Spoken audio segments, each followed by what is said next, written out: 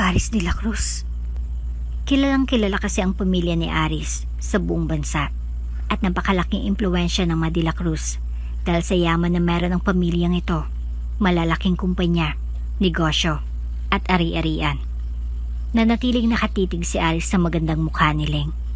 Ilang saglit pa ay hindi na nakapagpigil pa si Aris. Binuhat nito si Leng at inaupo sa mesang naroroon. Sinimulan na ni Aris na igalaw ang malikot na kamay sa hita ni Leng. Bumilis ang tibok ng puso ng dilaga. Kinakabahan. Habang unti-unting itinaas ni Aris ang damit na suot ni Leng ay nagtanong pa ito. What's your name? At ilang taon ka na? Pagamat lasing ay formal na nakipag-usap si Aris sa dalaga. Ako si Leng Reyes, 19 years old. That's good to know. Pagkasambit ng masalitang yun ay, si Aris ay binitbit niyang muli si Leng patungo sa kama. Ano to? Bakit nabawasan ng pera ko? Tanong ni Leng sa kanyang sarili dahil niisipan niyang e-check ang balance ng kanyang pera na iniipon niya sa bangko para sana sa kanyang pag-aaral. Agad niyang naisip ang kanyang ina dahil ito lamang ang tanging may access sa account niya dahil ang mama niyang tumulong sa kanya na magbukas ng account sa bangko. Pinuntahan ni Leng ang kanyang ina sa may salas at naabutan niya ito na nagpapahinga na tila sobrang hayahay sa buhay. Mama, bakit niyo naman pinakialaman ng pera ko? Alam niyo naman na nag-ipon ako para sa college ko. Lahat ng perang yun pinaghirapan ko pong maipon. Tapos basta-basta na lang yung kunin? Umiyak na sambit ni Leng na tila nagtatantrums na bata sa harapan ng ina. Matalim na tinitigan siya ng inang si Susan. Ilang beses ko bang sasabihin sa'yo na hindi ka na mag-aaral ng kolehiyo? Tag-aksaya ka lang ng pera. Ang dapat mong gawin ay magtrabaho. Tulungan ang ama at kapatid mo na makaipon. Singhal ni Susan na may pagduro pa sa noo ni Leng. At bakit ko naman gagawin yun, ma? Sarili ko namang perang iniipon ko Akong magbabayad para sa pag-aaral ko. At papasok ako ng college kahit anong mangyari. Ano po bang masama doon? Patuloy na umiiyak ang kawawang dalaga. Isang hagupit na sampal ang ginawa ni Susan sa sariling anak. Ang pera mo ay pera ko. Wala akong pakialam kung saan nanggaling ang kaputahan ng pera mo. Tandaan mo ito, Leng. Hindi ka mag-aral ng kolehiyo dahil yun ang gusto ko. Huwag na huwag mong gagamitin ang perang yan sa pag-aaral mo at isuko mo yan kung anumang pinaplano mo. Galit na galit ng pagbubunganga ni Susan.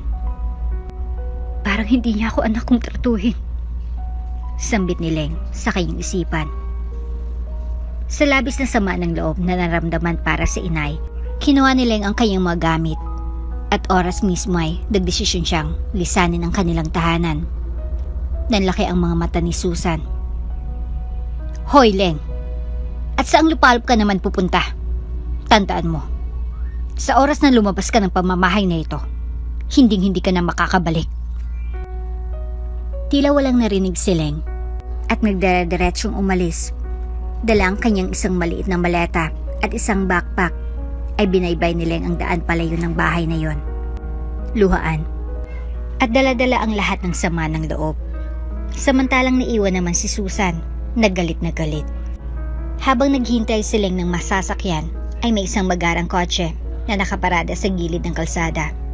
Lula nito ang isang binata na nagngangalang Ted, ang personal assistant at parang kapatid na ni Aris de la Cruz. Si Aris de la Cruz na isa sa pinakamayamang bilyonaryo ng bansa. Napakaganda niya. Siyang napipili kong dalaga para kay Aris. Nakangiting bumaba ng sasakyan si Ted at pinuntahan si Leng. Ikaw, magandang dalagita. Bungad ni Ted. Nagulat naman si Leng at napaatras ng bahagya. Sino ka? Huwag kang mag-alala. Hindi ako masamang tao. Kanina pa kita pinagmamasdan at pansin kong naglayas ka. Baka sa mukha mo kailangan mo ng tulong. Tama ba? Tiningnan ni Ted mula ulo hanggang paa si Leng. I know it's not appropriate to ask this, pero kailangan mo ba ng pera? Lumaki ang tenga ni Leng at walang dalawang isip na tumugon. Oo, kailangan ko ng pera. Bakit mo tinatanong? Bibigyan mo ba ako? Diretsong tugon ni Leng na tila nangingilid ang mga luha. Yes, at kayang-kaya kong gawin yun ngayon. Kaya kong naman na ng 100,000 pesos ang bank account mo. Pero kailangan mong pagbayaran lahat ng perang yon. May laman namang sinabi ni Ted na nagpabilis ng tibok ng puso ni Leng. Batid niyang nais parating ng binata sa kung ano man ang kapalit ng malaking halaga na ipapasok nito sa kanyang bangko. At dahil sa pagnanais na makapag-aral ng kolehiyo, ay wala nang pakialam si Leng sa kung ano mang kapalit ang nais sabihin ni Ted. Kahit ano. Isinama ni Ted si Leng at wala namang alinlangan na sumamang dalaga. Mukha naman siyang mabait at mapagkakatiwalaan. Sa isip-isip ni Leng habang palihim na kinikilati si Ted. Napansin naman yun ng binata. Huwag kang mag-alala. Safe ka sa akin. Napayuko naman si Leng sa hiya. Dinala si Leng sa isang 5-star hotel. Pagpasok niya ay nakalatag na sa kama ang isang magarang nightgown. Didiretsuhin na kita. Ang kapalit ng perang ibinigay ko sa iyo ay sarili mo. Hindi ko na kailangang ipaliwanag sa iyo ang dahilan. Pero mahalaga yon at hindi mo na kailangang malaman yon. Gawin mo na lang sinabi ko. Yun lang. Napalunok si Leng. Anyway, ano nga ang pangalan mo? Leng Reyes. Ngumiti lamang si Ted at iniwan na si Leng sa silid. Naiwan si Leng na tinitigan ang damit na nakalatag sa kama. Hinawakan niya yon at napaisip. Kailangan kong gawin to para makapag-aral. Wala nang atrasan to. Kinakausap ni Leng ang kanyang sarili. Ilang saglit pa ay pabalik naman si Ted sa silid kung saan si Leng. Sa pagkakataong ito ay kasama niya na si Aris. Pasuray-suray na naglalakad sa hallway. Alalay ni Ted ang amo. Sa wakas ay nakarating na sila sa silid at ipinasok ni Ted ang lasing na amo sa loob kung nasan si Leng. Sorry boss, napag-utusan lang. Napapakamot sa ulo si Ted. Samantala ay nakapagbihis na si Leng. Suot niya ang damit na nasa kama kanina. Pinatay ni Leng ang mga ilaw at ang tanging ilaw na nagbibigay liwanag sa silid ay ang dalawang dim light sa gilid ng malaking kama. Pagpasok ni Aris sa loob ay siyang paglabas ni Leng sa banyo na malapit lang naman sa pintong papalabas. Hindi sinasadyang nagbanggaan silang dalawa ni Aris at nagdikit ang kanilang mga mukha. Nagtama ang kanilang mga mata at nagpalitan ng hininga. Mapungay ang mga matang tinitigan ni Aris si Leng. Nanlaki naman ang mga mata ni Leng nang ma-realize niya kung sinong lalaking nasa harapan niya ngayon. Aris de la Cruz. Kilalang kilala kasi ang pamilya ni Aris sa buong bansa at napakalaking impluwensya ng mga de la Cruz dahil sa yaman na meron ang pamilyang ito. Malalaking kumpanya, negosyo at ari-arian. Nanatiling nakatitig si Aris sa magandang mukha ni Leng. Ilang saglit pa ay hindi na nakapagpigil pa si Aris. Pinuhat nito si Leng at iniupo sa mesang naroroon. Sinmula na ni Aris na igalawang malikot na kamay sa hita ni Leng. Bumilis ang tibok ng puso ng dilaga. Kinakabahan. Habang unti-unting itinaas ni Aris ang damit na suot ni Leng, ay nagtanong pa ito. What's your name? At ilang taon ka na? Bagamat lasingay, formal na nakikipag-usap si Aris sa dalaga. Ako si Leng Reyes, 19 years old. That's good to know. Pagkasambit ng mga salitang yun ni Aris ay biniyabit niyang muli si Leng patungo sa kama.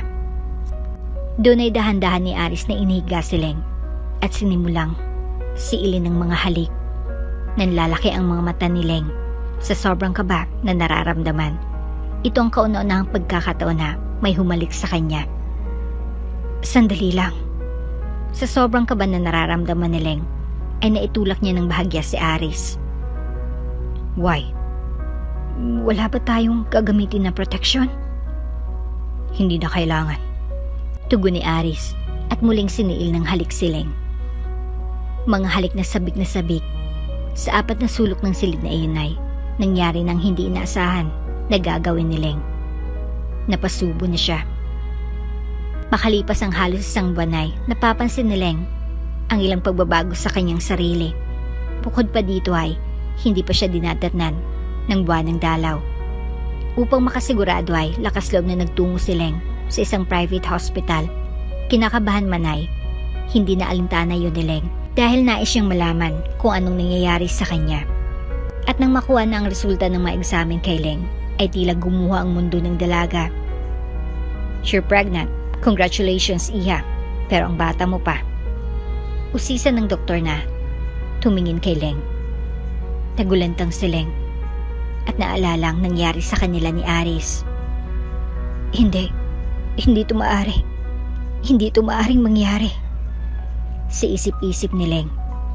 "Dok, hindi ito pwedeng mangyari. Hindi ko maaaring ipagbuntis ang batang ito. Pwede niyo po ba ako matulungan? Naialis ang batang ito sa sinapupunan ko." Naiyak na sambit ni Leng. "Sigurado ka na ba sa desisyon mong yan, Iha? Alam mong hindi maganda para sa isang babae ang pag-aaborsyon." "Pero nag-aral pa po ako.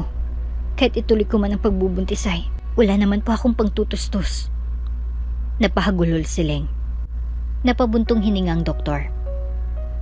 "Sige, may kailangan kang pirmahan bago tayo mag-proceed. Kailangan mo rin munang puntahan ng counter para bayaran ang fees. It's 25,000 pesos. Kaya mo ba?" Saglit na napaisip si Leng. Masyadong malaking halaga para sa kanya ang pangbabayad sa abortion na nais niya. At perang ibinayad sa kanya ni Ted noon ay halos ubos na at ipinanggasto sa kanyang pag-aaral. Pag-isipan ko pa po, Dok." Tumayo na si Leng at umalis na.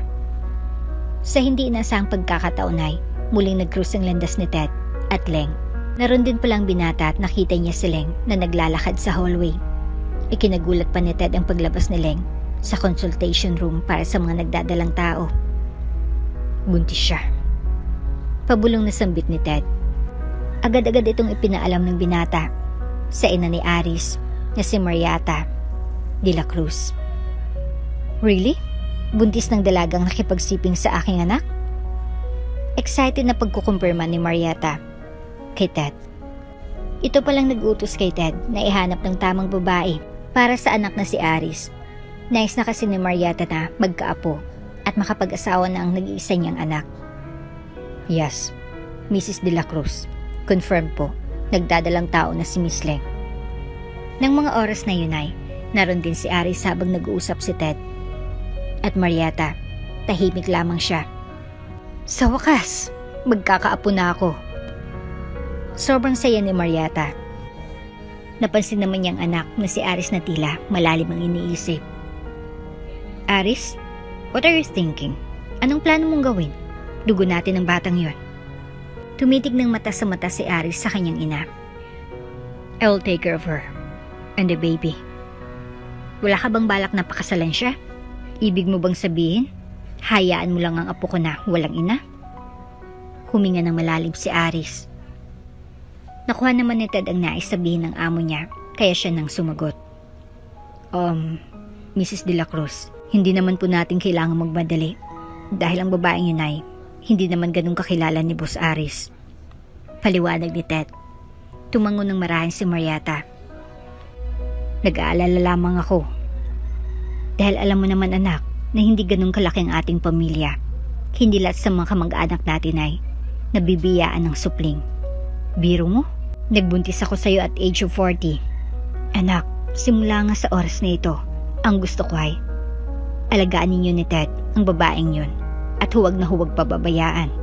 Hindi mo dapat hayaan na masaktan o mapahamak ang kahit sino mang kadugo ng ating pamilya, lalo pang aking magiging apo." Tumango-tango si Aris. Samantala, ay buo pa rin ang pasya ni Leng na ipalaglag ang bata. Bumalik ng hospital si Leng upang may sakatuparan ng masamang balak para sa kanyang anak. Nakahanap siya ng mahiraman ng pera para ipangbayad sa pag-abortion. "Baby, sorry kung gagawin ko sa iyo to. Pero dumating ka sa maling oras at panahon. Kung mayaman lang ako, hindi kita ipapaalis sa buhay ko. Sa isip-isip ni Leng habang hinawakan ang kanyang tiyan. Nagingilid na ang kanyang mga luha. Miss Reyes, ito na po ang bank card ninyo at ang resibo ng pinagbayaran. Salamat. Kinuha na ni Leng ang iniabot ng cashier at dumiretso na sa doktor na mag-a-abort sa kanya. Nang bigla niyang nakasalubong isa pang doktor na kaibigan ni Ted. Siya yung babaeng pinababantayan sa akin ni Ted Sa isip-isip ng doktor. Lumapit ang doktor sa cashier at nagtanong, "Hindi ba Leng Reyes ang pangalan ng dalagang yun?" "Yes, Doc." "Ano daw ang pakay niya?" Alanganin pang sumagot ang cashier. "Nandito po siya para magpa-abort, Doc." Nanlaki ang mga mata ng doktor. "Ano? Abortion?" Gulat na reaksyon ng doktor sa kanyang narinig. Habang nasa ospital si Leng ay abala naman si Aris sa kanyang kumpanya. "Kumusta yung project natin?" Sasagot na sana si Ted nang biglang tumudog ang kanyang phone. Kinakabahan siyang makita ang kaibigang doktor na tumatawag, kaya naman sinagot niya agad yon. "Hello, Doc?" Ano?" Gulat na reaksyon ni Ted sa sinabi ng kausap na doktor sa kabilang linya. Patitig naman si Aris sa natatarantang reaksyon ng assistant. "Nagsimula na ba? Naisalang na ba siya?" "Hindi pa sa ngayon dahil may mga examen pa silang ginagawa sa kanya. At kapag clear ng lahat, diretso ng pag-abortion kay Miss Leng. Ted, pumunta ka na dito. Bilisan mo." "Pupunta na ako. Pero gumawa ka ng paraan para hindi matuloy ang binabalak ni Leng sa bata." At binabana ni Ted ang tawag. Bumaling siya sa among si Aris. "Boss, masama ito. Ang babaeng nagdadala ng iyong anak. Magpapa-abortion." Natatarantang sambit ni Ted. Nag-iba ang mukha ni Aris at nangamba. "Kailangan natin pumunta ng hospital at pigilan siya." Agad naman silang nagtungo ng ospital, samantalay matyagang naghihintay ng resulta ng exam si Leng. Hindi na siya makapaghintay sa gagawing abortion sa kanya. "Halos ang oras na. Bakit parang ang tagal naman ng resulta ng examen sa akin? Sabi naman ng doktor, mabilis lang daw yun." Sa isip-isip ni Leng. Ilang saglit pa ay biglang dumating si Aris. Kasama nito si Ted. Muling nag-cruise ang kanilang mga landas. Nagtama ang kanilang mga mata na kapwa kumikislap at nangungusap na masaya silang magkitang muli. Ang laki ng ipinayat niya kaysa nung nakarang buwan. Sa isip-isip ni Aris. Siyang ama ng anak ko. Pero bakit siya narito? Alam niya kaya ang sitwasyon ko? Marahil ay sinadya niyang mabuang batang ito dahil may dahilan siya. Kung ganon, pagbabayarin niyang ginawa niya. Sa isip-isip din ni Leng. "Naalala mo pa ba ako?" Biglang tanong ni Aris. Tumayo si Leng mula sa kinaupuan at lumapit kay Aris. "Oo, buntis ako. 1 buwan na. Pero huwag kang mag-alala. Inaayos ko ng lahat. Ipapalaglag ko siya. Pero may isa sana akong hiling sa'yo. Ikaw magbayad para sa operasyon." Hinawakan ni Leng ang kamay ni Aris. Natigilan naman si Aris sa mga binitawang salita ni Leng. Tiningnan niya ang kamay ng dalaga na nakahawak sa kamay niya. Bakit parang balisa siya? Parang ayaw pa ata pumayag na bayaran ng gagawing abortion sa akin. Kung ayaw mo, di bali na lang. Sa isip-isip ni Leng at unti-unti niyang binatawan ng kamay ni Aris. Akmang tatalikod na sana siya sa binata nang biglang hinigit ni Aris ang kanyang kamay. "Kailangan mong ma-examine kasama ako." At hinatak niya ng bahagya ang dalaga pabalik sa laboratory. Habang naglalakad ay umalpas naman si Leng. "Bitawan mo nga ako?" Singhan ni Leng kay Aris. "Anong klaseng ugali meron ka ba? Hindi ko makapa kung anong nasa isip mo. Ano bang plano mo?" Sa isip-isip na lamang ni Leng. Nanatili namang tahimik si Aris. Agad namang pumagitna si Ted. Boss, may gusto ka bang sabihin? Kanina ka pa kasi tahimik. Baka kasi matakot sa atin si Miss Leng yan." Napapakamot sa ulo na sambit ni Ted pagkatapos ay bumaling kay Leng. Miss Leng, mupo ka muna siguro. Sabayaya kay Leng na maupo. Miss Leng, kung ano man ang iniisip mo kay boss, wag mo na lang masyadong sanang isipin. Wag mo nang pansinin yung mga sasabihin o gagawin niya. Wala lang lahat yun. Naalala mo din naman siguro ako, ano? Pero ulitin ko lang ulit yung pangalan ko.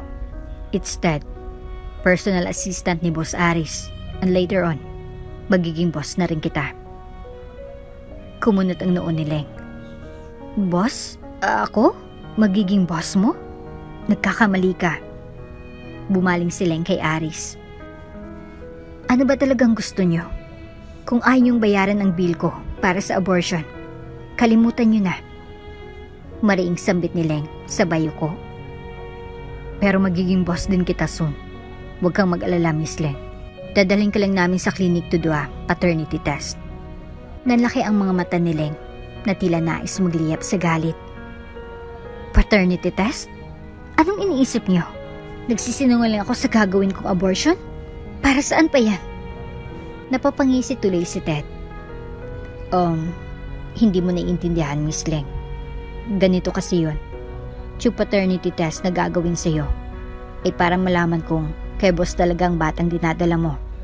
Sa oras na makumpirma natin na sa kanya talaga yan, ay magiging responsible siya sa'yo at sa magiging anak niyo. Responsible? Kung ganun, kapag napatunayan na anak niya nga ang batang dinadala ko, babayarin niyo na ang bill ko for abortion? Ngunit na natiling mangmang si Leng at wala pa rin nakukuha sa mga paliwanag ni Ted. Napapakamot na si Ted sa ulo. Miss Leng, makinig kang mabuti. Sa oras na mapatunayan natin na kay Boss Aris talagang batang dinadala mo, pananagutan niya kayo. Napanganga si Leng nang maintindihan niya ang sinasabi ni Ted. Ha? Pananagutan? Napabaling si Leng kay Aris at nagtama muli ang kanilang mga mata. Totoo ba ang sinasabi niya? Totoo. Biglang umiwas ang mga mata ni Leng kay Aris. Ayoko. Hindi ko to pwedeng ituloy. Diretsong sambit ni Leng. At bakit? Nag-aaral pa ako at ang batang ito ay magiging hadlang lang sa pangarap kong makatapos. Hindi yan big deal. Akong bahala sa'yo. Hayaan mo mabuhay ang bata at mailuwal mo ng maayos. Lumaki siya ng normal at mabigyan ng pagkakataong makita ang mundo. Bakit pala desisyon ka sa buhay ko? Hindi mo man lang ba iniisip ang mararamdaman ko? Hindi mo muna tinanong kung okay lang ba sa akin ang mga plano mo. Ako ang buntis dito at hindi ikaw. Isa pa, kailangan ko pa talaga mag-aral. Hindi ako makakapayag na ang batang ito ay makakapekto sa pag-aaral ko. Ang sabi ko, ituloy mong batang yan. Yun ang nais ko. Napuno na si Aris kaya medyo tumaas ng kanyang boses. Naalarma naman si Ted dahil kilala niyang boss niya na mabilis lamang mapikon. Wait lang, Miss Leng. May matinding dahilan kasi si Boss Aris kaya gusto talaga niyang ituloy mo ang pagbubuntis mo. Lahi kasi nilang mahirap magkaanak kaya tuwang-tuwa ang mami niya nang malaman na mabibigyan na siya ng apo ni Boss Aris. Dahil sa wakas ay madadagdagan na rin ang lahi ng kanilang pamilya. Kung hindi mo itatanong ay late nang ipinagbuntis si Boss Aris ng mami niya. Maging ang iba pa nilang mga ninuno ay ganun din. At ang masaklap pa sa iba ay hindi na talaga nabibiyaan ng anak. Kaya swerte si Boss Aris dahil sa edad ng 25 ay nagkaanak na siya at yun ay ang dinadala mo. Blessings yan, Miss Ling. Kaya sana pag-isipan mo. Isa pa, tulad ng sinabi ni Boss Aris, kami nang bahala sa pag-aaral mo at sa lahat ng pangangailangan mo. Mag-focus ka sa pag-aaral mo kahit dala-dala mong batang yan. Wala kang dapat pang alalahanin. Hindi mo na rin kailangan ng trabaho dahil hindi mo naman poproblemahin ang pera. Saglit na napaisip si Leng. Mag-focus na lang ako sa pag-aaral ko. Hindi ko na kailangan isipin pang manggastusin. Ito na sigurang hinihintay kong pagkakataon. Nawalan ako ng pamilya sa kagustuhan kong makapag-aral. Iniwanan ko ang sarili kong ina, kapalit ang pangarap ko. Matanggap kaya ng batang ito sa sinapupunan ko kapag dumating ang araw na iwanan ko siya. Ako na sarili niyang ina. Tama si Aris. Karapatan din naman ng batang ito na makita ang kagandahan ng mundo. Sa isip-isip ni Leng, tiningnan ni Leng si Aris. Siyang mga sinasabi ni Ted, siya din bang nais mong sabihin? As long as ikikip mo ang batang yan, sisiguraduhin kong magiging magandang buhay mo at hinding-hindi ka maghirap. Bumilis ang tibok ng puso ni Leng at lumaki ang dalawang tenga. Sa isang saglit lang ay nabuo ang kanyang pasya. Sige, pumapayag na ako sa gusto mo. Itutuloy ko ng pagbubuntis ko, pero may isa kong kondisyon. Binalot sila ng saglit, nakatahimikan.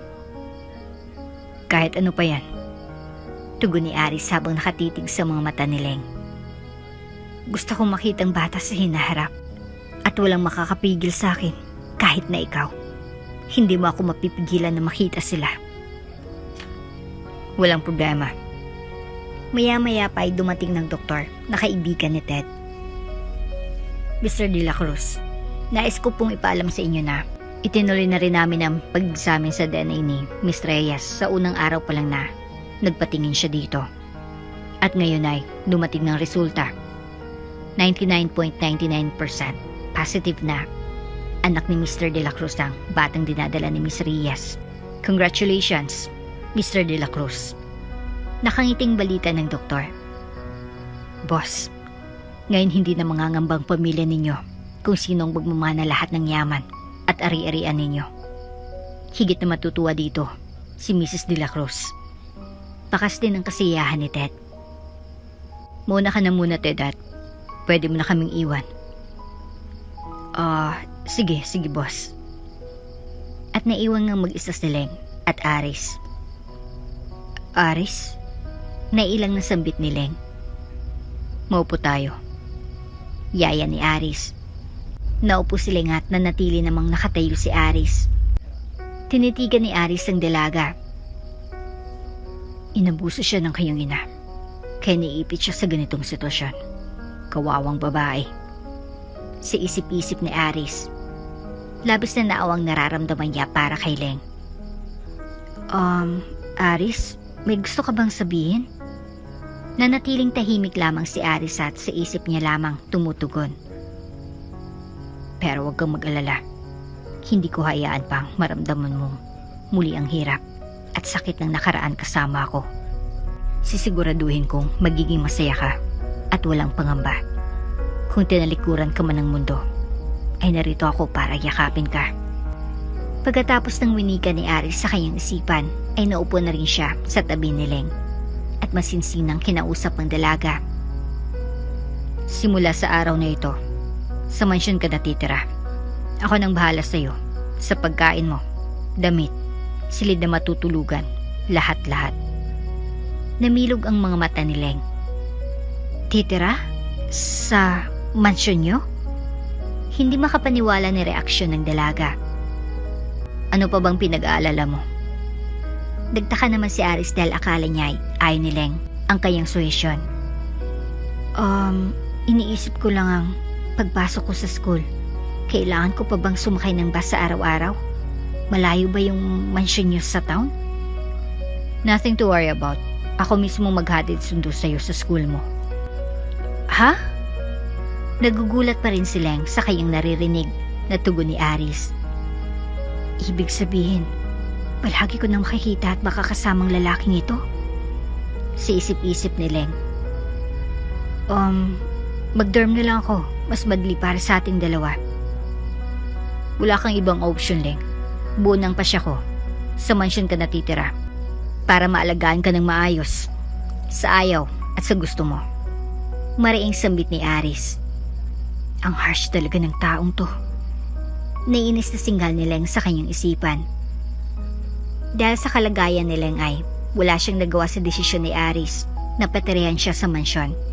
Iniisip lamang ni Leng na para sa bata kaya ginagawa ang lahat ni Aris. Para sa ikabubuti niya.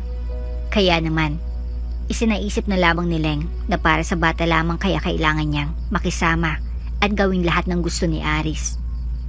Habang nasa loob ng sasakyan at binabaybay ang daan papuntang mansyon, ay tinitigan niyang tulog na binata. Tunay ngang napakayaman ng pamilya mo. Sayang lang kung walang magmamana ng lahat ng negosyo at magmamayari mo. Napakaswerte lang din at sa akin ka nagkaroon ng anak. Ngayon eto ng pagkakataon ko para matupad ko ang pangarap ko. At hindi ko na ito papalampasin. Mga salitang tumatakbo sa isipan ni Leng. Ilang minuto pa ay narating na rin nila ang mansyon at laking pagkamangha ni Leng nang makita kung gaano kalawak ang lupain na kinatatayuan ng mansyon ng mga De La Cruz. Pagpasok pa lamang ng malaking gate ay kinakailangan pa ng sasakyan bago makarating sa mismong harapan at main door ng mansyon. Nagising naman agad si Aris at bumaba na ng sasakyan. Pinagbuksan niya si Leng ng pinto, ngunit ang dalagay na natiling nakanganga. "Leng?" Tawag ni Aris. Salamat." Sabay baba ni Leng mula sa sasakyan. Pagbaba ni Leng ay kinuha ni Aris ang kanyang kamay at inalalayan siyang maglakad papasok ng entrance. Doon ay sinalubong sila ng maraming katulong at sabay-sabay na bumati. Habang hawak ni Aris ang kamay ni Leng, ay pabilis ang tibok ng kanyang puso. Hindi niya malaman at hindi din niya maipaliwanag kung bakit niya nararamdaman ang kabang yun. Hindi pa rin makapaniwala si Leng sa kanyang mga nakikita. Nagpatuloy silang dalawa sa paglalakad papasok ng mansyon. Hindi naman magkandamayaw ang mga mata ni Leng kung saan lilingon dahil bawat sulok at gamit na nakikita niya sa loob ng mansyon ay kumikislap sa kanyang paningin. Napakaganda ng bahay niya. Ngayon lang ako nakapasok sa ganito kagandang bahay. Tapos, dito na ako titira simula sa araw na ito. Sa isip-isip ni Leng. Saglit pa ay nakarating na sila sa malawak na salas at doon ay naupo si Aris. "Please, have a seat." Yaya ni Aris. Ngunit nanatiling nakatayo si Leng at tinitigan ng magandang sofa. Napakaganda naman ang sofa nila. Pangmayaman na pangmayaman talaga. Paano ang pag-upo ko at bigla akong madumihan? Pinag-isipan pa ni Leng kung mauupo siya dahil batid niyang sobrang mamahali ng mga gamit sa mansyon na iyon. Napansin naman ni Aris ang pagiging aligaga ni Leng, kaya naman siya na mismo ang nagpaupo sa dalaga. Ibinaba niyang katawan ni Leng sa may dalawang balikat nito ng bahagya, pababa upang mapaupo sa sofa. Katabi niya, "Lahat ng narito ay sa'yo na rin, kaya huwag ka mag-isip ng kung ano. Please, feel at home." Nakangiting sambit ni Aris. Ngumiti naman balik si Leng na tila gumaan bahagya ang puso dahil kanina pa tumatalon sa kaba at halo-halong emosyon na nararamdaman. Saglit pa ay dumating ng mayordom babae kasamang ilang mga katulong. "Magandang umaga po, Master Aris." "Magandang umaga po, Miss." "Call her Lady Leng," utos ni Aris. Sumuko bilang pagtugon ang mayordoma at mga katulong. "Masusunod po, Master Aris." Tugon pa rin ng mayordoma. Umiling-iling si Leng dahil nagugulat pa rin siya sa mga kaganapan. Hindi nyo kailangang gawin yan." "Sinabi ko na lang, Leng, kaya huwag ka nang kumontra pa." Pagputol ni Aris sa sasabihin pa ni Leng at tumitig ng malamlam sa dalaga. Saglit pa ay bumaling muli ang mayordoma at mga katulong. "Like what I just say. Tawagin niyo siyang Lady Leng at simula sa araw na ito ay tataratuhin niyo siya sa kung anong trato niyong lahat sa amin. Walang pwedeng mangbastos at mawalan ng galang at respeto sa kanya."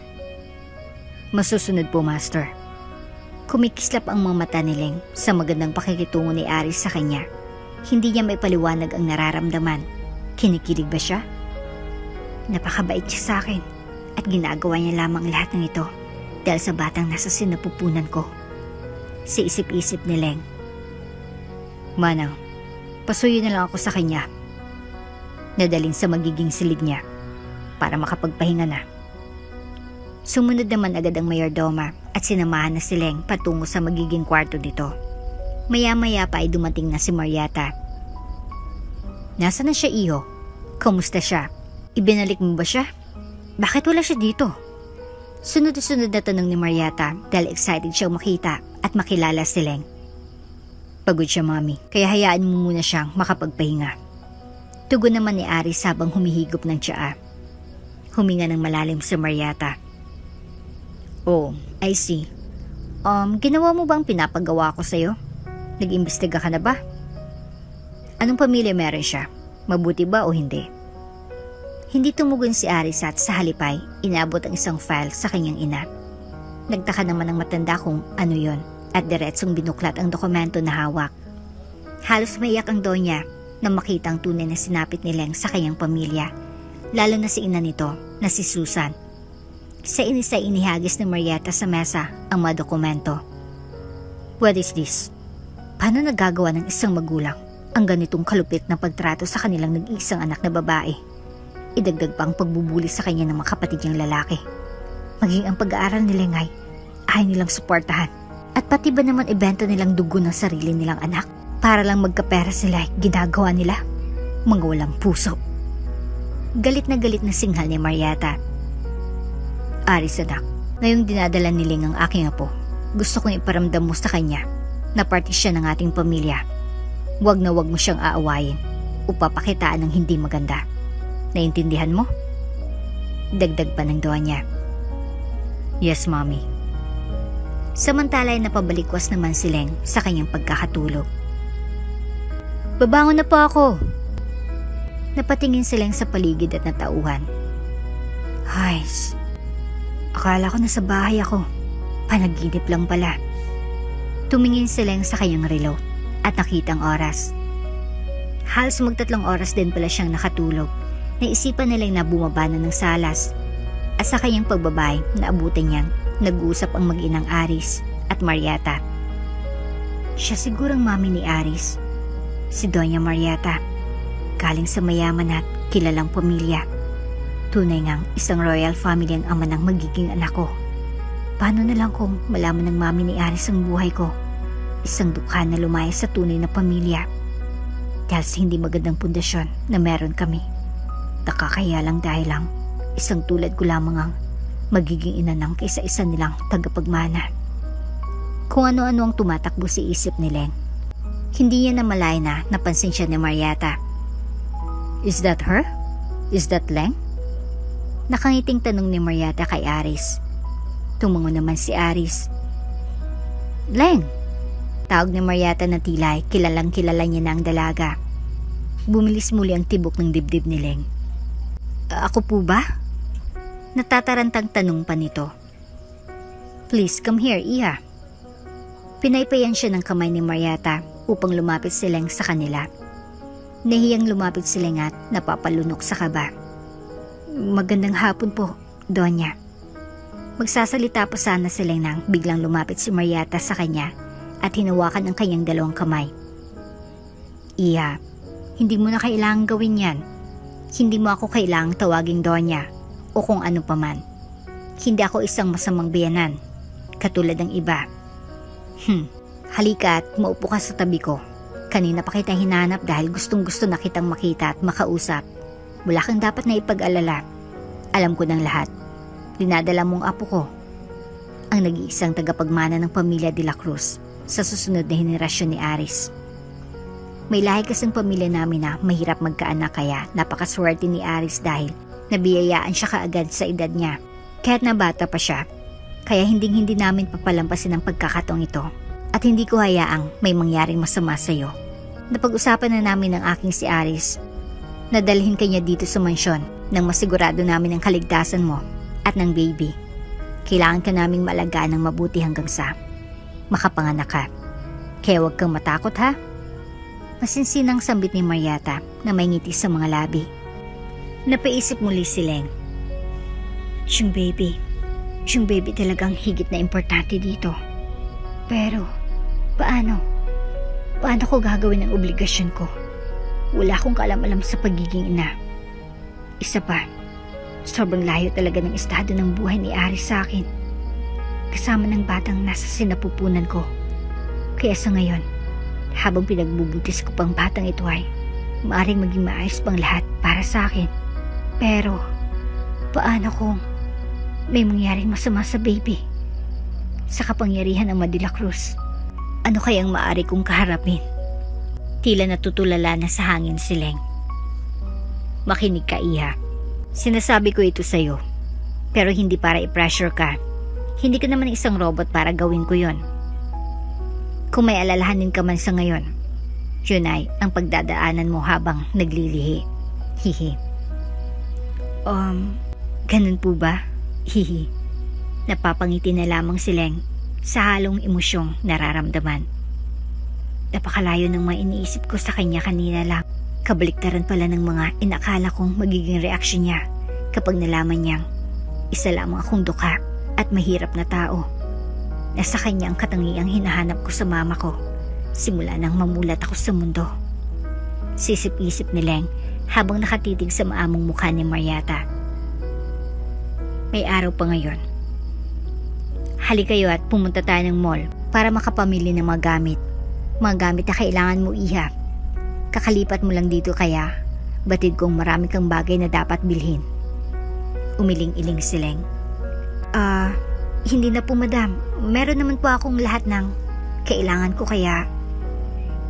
No. Alam ko may mga kailangan kang damit. Sapatos. Tutol ni Mariata. Ngunit patuloy na tumanggi si Leng. Hindi na po talaga kailangan. Natigilan tuloy si Mariata. Enough, Leng. Hayaan mo na. Umimik na si Aris at sumenyas ang mukha ng yaya kay Leng. Ngumiti naman sa Mariata at hinawakan ang kamay ng dalaga. Let's go. Excited na sambit ni Mariata. Wala namang nagawa si Leng kung hindi ang sumama sa mag-ina. Huwag ka nang may ilang o mahihiya pa sa amin. Party ka na ng pamilyang ito. Kaya hindi namin hayaan na makaranas kang muli ng hirap. Bagkus, ipaparanas namin sa iyong masarap at marangyang buhay. Tumaba naman ang puso ni Leng sa mga sinabi ni Mariata. Labis ang kasiyahan niyang nararamdaman dahil sa wakas ay alam niya na ang pakaramdam ng binigyan ng importansya. Nang makarating na sila sa mall ay laking gulat ni Leng dahil tila walang masyadong tao at customer doon. Ito ay kadahilanan na pagmamay-ari personal ng pamilya De La Cruz ang mall na yon. At kung may pupunta man na customer ay ilan lamang yun sa mga close friend ng pamilya at ilang mga kamag-anak. Iha, alin man ang magustuhan ng iyong mga mata, kunin mo lang, okay? O ito, bagay na bagay sa'yo ito. Sige na, subukan mo, Iha. Dinampot niya Mariata ang isang dress at inaabot kay Leng. Isinukat naman agad yun ni Leng at napakagaling naman talaga pumili ni Mariata dahil fit na fit sa katawan ni Leng ang mini dress na yon na akala mo naman ay tunay na pasadya para kay Leng. Napakaganda mo, Iha, puri ni Mariata. Samantalang tila tutulo ang laway ni Aris nang makita si Leng na suot ang mini dress. Nagsukat pa ng nagsukat ang dalaga at giliw na giliw naman ang donya sa kanya, gayon din si Aris. Maraming damit ang ipinasukat ni Mariata kay Leng at lahat ng yun ay kasyang-kasya sa kanya. Kaya naman lahat ng yun ay binili na ni Aris para kay Leng. Kaya naman kasi sarili nilang mall ay naturang pamilihan ay nagbabayad pa rin sila sa tuwing mamimili sila dito. Bukod sa mga mamahaling damit ay pinamili din sila ng mga mamahaling alahas, bags at mga sapatos. Pag uwi nila ng mansyon ay hindi na maganda maayaw kung gaanong pwesto ang gagawin sa mga gamit na pinamili nila. Halos umapaw ang malaking mesa sa may salas dahil sa mga nakapatong na paper bags na laman ng mga pinamili ng mag-ina para kay Leng. Maraming salamat po, madam, para sa mga pinamili niyo para sa akin. Labis ang kasiyahan ni Leng. Ano bang salamat ang sinasabi mo, Iha? Hindi ba't sinabi ko nung una pa lang na pamilya ka na namin simula ngayon? Isa pa, lahat ng mga pinamili natin ngayong araw ay si Aris lahat nagbayad. Kung gusto mo talagang magpasalamat, Iha, ay siya na lang pasalamatan mo, hindi ako. Kung ganon, salamat, Aris. Hindi pa man natatapos magpasalamat si Leng ay biglang tumayo mula sa kinaupuan niyang binata. Inabot nito ang isang credit card kay Leng. Hawakan mo ito. Wala yung password. Gamitin mo ito kung kailangan mo. Huwag na huwag mong tatanggihan. Mariing sambit ni Aris. Nanlaki ang mga mata ni Leng na tila natutulala naman sa hangin. Nagulat na lamang siya nang iabot ni Marietta sa kanyang kamay ang card na ibinigay ni Aris. Tanggapin mo lang ng tanggapin lahat ng mabinibigay niya sa iyo, iha. Tanggap lang ng tanggap, ano ka ba? Bilhin mo lahat ng kailangan at gusto mo. Magta-transfer si Aris ng pera sa card niya yan every month, kaya wala kang dapat na alalahanin. Nakangiting sambit ni Marietta. Ngunit muli ay tinanggihan ni Leng ang card na ibinibigay ni Aris. Ibinalik niya yun sa kamay ng binata. Hindi ko matatanggap ang card na ito, Aris. Ngunit nang iabot ni Leng ang card ay hinawakan ng mahigpit ni Aris ang kanyang kamay. Bibigyan kita ng isa pang pagkakataon. Mataas ang matang sambit ni Aris kay Leng. Napaisip naman si Leng at tila natinag sa matitig ni Aris. Sige na nga, tatanggapin ko na. At tuluyan ang tinanggap ni Leng ang card. Ngumiti naman ang mag-ina dahil sa desisyon ni Leng. Araw na ng pasukan ni Leng at si Aris mismo naghatid sa kanya sa school. Diyan na lang ako sa may harapan ng intersection. Kaya ko naman lakarin mula dyan. Itinuturo ni Leng ang intersection. Tumango naman si Aris. Pagtigil ng sasakyan ay baba na sana si Leng nang bigla siyang may naalalang sabihin kay Aris. Aris? May gusto sana akong sabihin sa'yo. Bakit hindi na lang kaya yung driver yung gumawa nito sa akin? Siya na lang yung maghatid at sundo, diba? Para hindi ka na naabala ng ganito. Nailang na sambit ni Leng. Tsaka di na ako makahinga ng maayos sa kaba. Simula kanina nang bumahi kami para ihatid niya ako. Sobrang tahimik.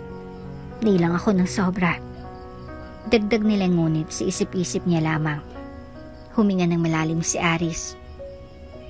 Hindi ka nakakaabala. Siyon lamang ang tugon ni Aris at napakagat-labi lamang si Leng na bumaba ng sasakyan. Ilang segundo lamang ay bigla itong sumilip sa sasakyan at nagpaalam kay Aris. Bye-bye, Aris.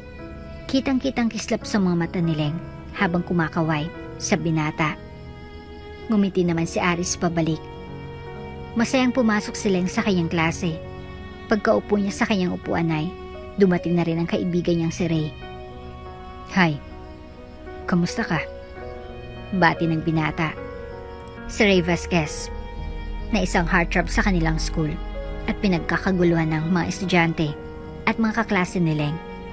Kaya naman inis ang mga kaklase ni Leng sa kanya dahil katabi pa niya si Ray sa upuan. Isa na dito si Sam Madrigal. Walang kaalam-alam si Leng na kanina pa sila tinitingnan ng masama nito. Subukan mo lang karengkingin si Ray ko. Bruha ka. Humanda ka sa akin. Naggingit-ngit na sambit ni Sam sa kanyang isipan. Hoy, nakikita mo bang nakikita ko?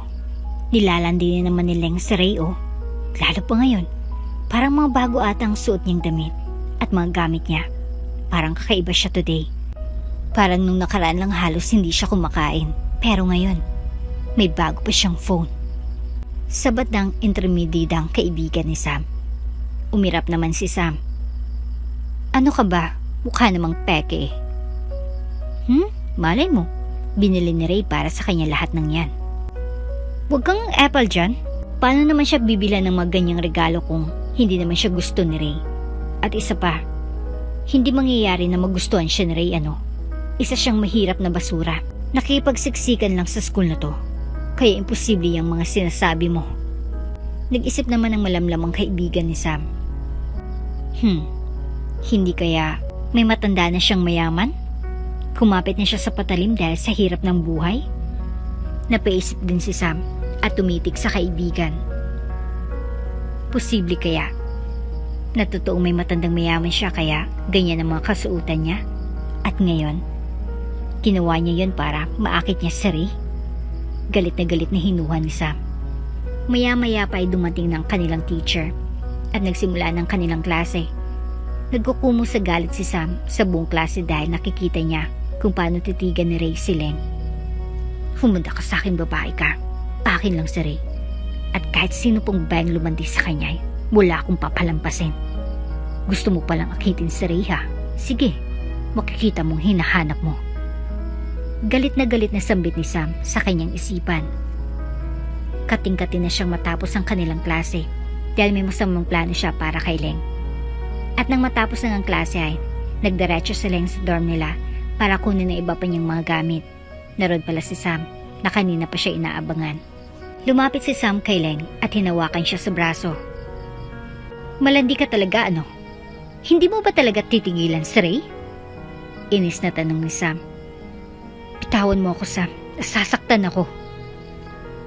At anong gagawin mo kung ayaw kong bitawan? Matapang ka na ba? Bakit? Anong pinagmamalaki mo ha? Yung matandang mayaman na sumusuporta sa'yo? Kumunot ang noo ni Leng. Anong sinasabi mo? Pakawalan mo ako. Pilit na umalpas si Leng. Binatao naman siya ni Sam at tinulak. Nagmamaang-maangan ka pa. Patingin nga ako ng mga gamit mo. Itinulak muli ni Sam si Leng palay sa kama nito at pinakailaman ng mga gamit ng kawawang dalaga. Itong perfume mo, mahal to hindi ba? Pati na rin ang bag mo at siyang mga suot mo, Leng. Hindi mo kayang bilhin yan dahil mahirap ka pa sa daga. Akin na yan. Nakipag-agawan pa ring pilit si Leng.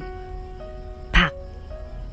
Isang hagupit na sampal ang ibinigay ni Sam. Bakit mo ginawa yon? Nangingilid ang mga luha ni Leng. Ngumisi si Sam at naghalukip-kip ng braso. Para magising ka sa katotohanan na kailanman ay walang tatanggap sa'yo. At kahit pabihisan ka ng ganito, mananatili kang mahirap. Binabalaan kita, Leng. Tigilan mo na si Ray.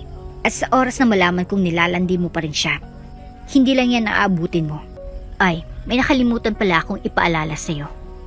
Kinuha niya sa mga maliit na trash bin sa gilid ng kama niya. Ibinos niya yun kay Leng. Ayan ang bagay sa'yo. Mga basurang kagaya mo. At lumabas na ng silid si Sam. Naiwan namang luhaan si Leng. Iyak lang siya ng iyak dahil hindi naman niya ugali ang makipag-away. Paghimasmasan ni Leng ay tumawag na si Aris. Nasa labas na raw siya ng gate at hinintay siya. Agad namang lumabas ng school si Leng at sumakay ng sasakyan ni Aris. Umupo si Leng ng malayo sa binata. Nagtaka naman si Aris sa ikinikilos ng dalaga. May problema ba? Bakit nagsisiksik ka dyan sa gilid? Mupo ka nga ng maayos. Umayos naman ng upo si Leng at nagmaneho na si Aris. Walang imik-imik si Leng at tahimik lamang habang nasa biyahe sila hanggang sa makauwi sila ng mansyon ay walang kibo ang dalaga na tila ang lalim ng iniisip. Nagmamasid lamang si Aris sa kanya at hinayaan na muna si Leng. Pagpasok na Leng ng kanyang siliday, hindi yan naiwasang magmuni-muni. Dinadamdam niya lahat ng sinabi ni Sam at kung paano siya alipustahin ng walang hiyang babae. Tama si Sam. Ang isang katulad ko ay walang karapatang maging masaya sa mundo. Walang kayang tumanggap sa akin. Kahit ang sarili kong ina, hindi ako kayang mahalin.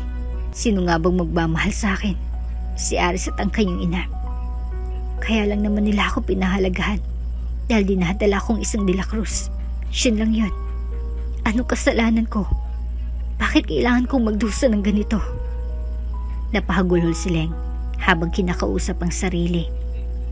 Walang tigil ang pagdaloy ng mga luha. Saglit pa ay biglang pumasok si Aris sa kwarto ni Leng at naabutan niyang pag-iyak nito. Napahiya naman si Leng at inayos ang sarili. Lumapit si Aris at hinawakan ang luha ang mukha ni Leng. Sorry kung umiiyak ka. Sorry kung iniisip mo sobrang rude ko sa'yo. Napalunok naman si Leng at iniwas ang mga mata kay Aris. Okay lang ako. Huwag mo kong alalahanin.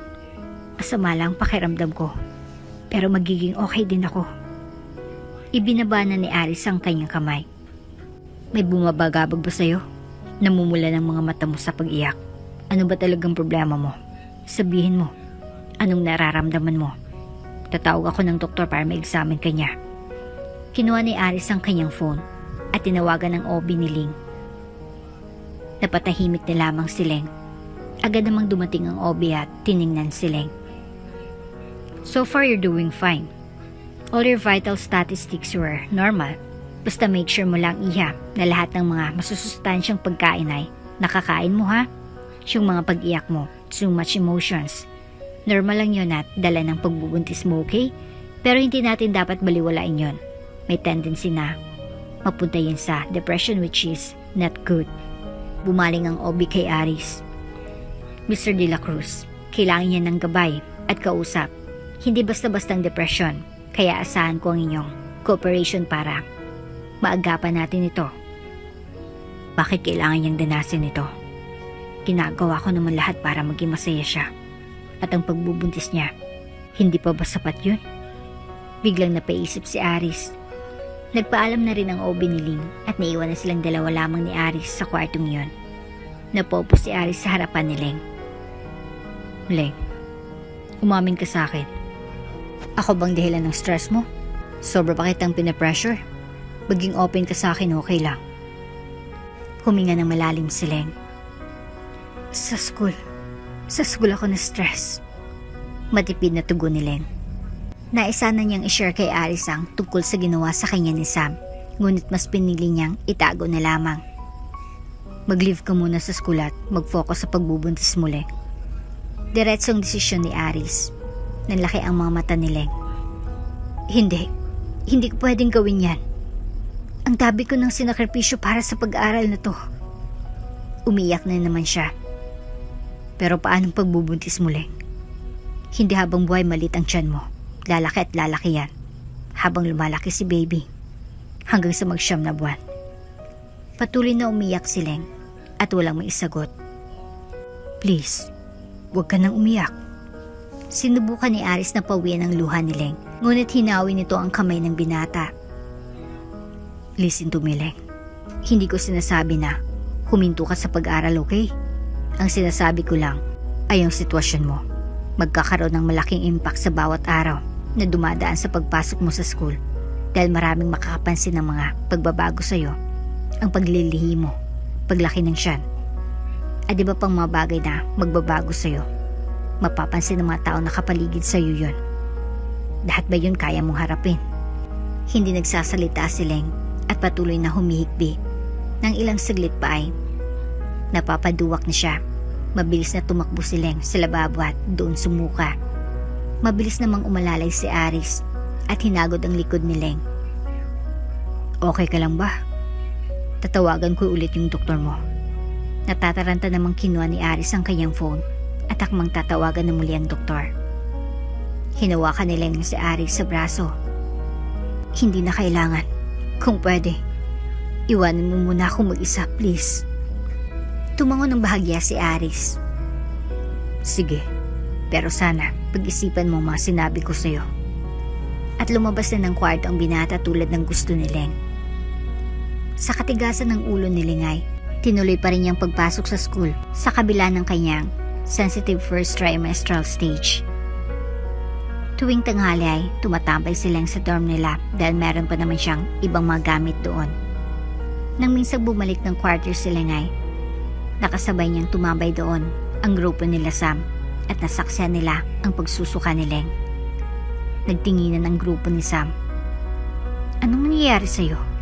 Parang kanina ka pasukan ng suka simula pa lang sa klase natin ah. Buntis ka ba? Usisa ni Sam. Bumilis naman ang tibok ng puso ni Leng. Kinakabahan, ngunit nanatiling tahimik. Hoy, bingi ka ba? Anong pakiramdam na may matandang mayaman? Na ngayon ay makakabuo na lamang ng baby sa'yo. Nagtawa ng lahat ng naroon sa silid. Napiko na si Leng at hinarap ang mga ito. Kung ano man nangyayari sa buhay ko ay wala kayong pakialam dahil wala naman kayong alam. Yun lang ang binatawang salita ni Leng at lumabas na ng silid na yon. Naiwan namang nagtatawanan pa rin si Sam at mga kasama nito. Samantala ay nagtatakbo palabas si Leng at hindi alintana ang malakas na ulan. Sa sobrang bigat ng nararamdaman ay nanlalambot na naupo siya sa may gilid ng kalsada at patuloy na umiyak habang sigig buhos ng ulan. Ilang saglit pa ay naramdaman ni Leng ang tila nawala ng pagpatak ng ulan sa kanyang pwesto. At nang siya'y tumuhayay, nakita niyang malaanghel na mukha ni Aris, dalang payong na nakasukob sa kanya. Anong ginagawa mo dito? Bakit ka sumugod sa ulan? Saan hintay mo ako? Nagsisermon pa sana si Aris, ngunit nagulat siya nang biglang yumakap silang sa kanya at humagulhol. 10 minutes ka ba namang late? Akala ko, iiwan mo na rin ako. Umiyak at humihikbing sambit ni Leng na akala mo'y bata. Sorry, nagkaroon lang ako ng biglaang meeting. Hindi mangyayaring iniisip mo, Leng. Pangako, hindi na maulit. Tumango-tango si Leng habang mahigpit pa rin nakayakap kay Aris. Walang kaalam-alam si Leng at si Aris ay nakita sila ni Sam na nagyayakapan. Sa kamalditahan nito ay kinuhanan niya ng palihim ang dalawa. Tingnan natin ang tapang mo. Malandi ka talagang babae ka. Bulong ni Sam sa kanyang sarili habang nakangisi. Samantala ay mabilis namang isinakay ni Aris si Leng sa sasakyan at binalot ang kanyang coat. Huwag mo itong alisin para hindi ka lamigin. Nag-ayos na ng seatbelt si Aris nang biglang nagsalita si Leng. Nagbago ng isip ko. Titigil na ako sa pag-aaral. Sambit ni Leng habang nakatitig kay Aris. Huminga ng malalim si Aris. Hindi mo kailangang pilitin ang sarili mo, Leng. Kung gusto mo mag-aral, sige lang. Kung saan ka masaya. Umiling-iling ang dalaga. Bunang desisyon ko. Nung una, akala ko okay lang na pagsabayin kong pag-aral at pagbubuntis ko. Pero tama ka. Mahirap talaga. Sobra akong nape-pressure sa mga nangyayari sa klase. Hindi ko na kinakaya ang temper ko. Ang mga naririnig ko sa kanila. Kaya mas mabuti pa. Tumigil na muna ako at saka na lang siguro ako bumawi kapag nakapanganak na ako. Ngumiti naman si Aris. Sige, kung yan ang iyong desisyon, makikinig ako. Nakangiting tugon ni Aris kay Leng. Salamat, Aris. Kinabukasan ay nagpahanda ng isang dinner date si Aris para sa kanilang dalawa ni Leng. Napakaraming pagkain ang pinahanda ni Aris at hindi na nito tinigilan ng kakasandok ng pagkain ng pinggan ni Leng. Napapanguso na lang si Leng sa ginagawa ng binata. Kailangan mong kumain ng marami. Busog na talaga ako, Aris. Hindi ko na kayang kumain ng madami. Reklamo ni Leng. At akmang alis na sana sa mesa ng biglang hinatak ni Aris ang kanyang kamay. Wait a minute, Leng. At nagkalapit ang kapwa nila mukha. Sobrang lapit sa isa't isa. Halos nagpapalitan na ng hininga at nagtitigan na kumikislap ng mga mata. Napakalambot ang palad niya. Sa isip-isip ni Aris, tumingin naman si Leng sa kamay niya na hawak ng binata. Ano yun, Aris? Pagtataka ni Leng. Pupnasan ko lang sana ang kamay mo. Parang may dumi kasi. Palusot ni Aris, sabay punas sa kamay ni Leng gamit ang tissue. Aris, nailang naman si Leng na sinusubukan na bawiin ang kanyang kamay. Bilang asawa ko, kahit kailangan mong iwasan ang mga haplos ko tulad nito. Sisip-isip lamang ni Aris habang patuloy na pinupunasan ang kamay ni Leng. Bakit parang bawat araw ay may nagbabago sa kanya? Mas bumabait siya sa akin at mas nagiging sweet. Tulad ni Aris ay may tumatakbo din sa isip ni Leng. Okay na ako. Malinis na naman.